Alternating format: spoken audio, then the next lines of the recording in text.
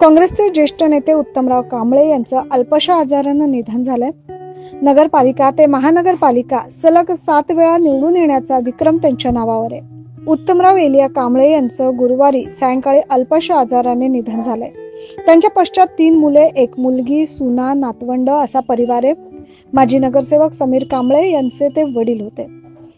कांबळे यांच्या निधनानं राजकीय, सहकार आणि सामाजिक क्षेत्राची मोठी हानी झाल्याची प्रतिक्रिया उमटते।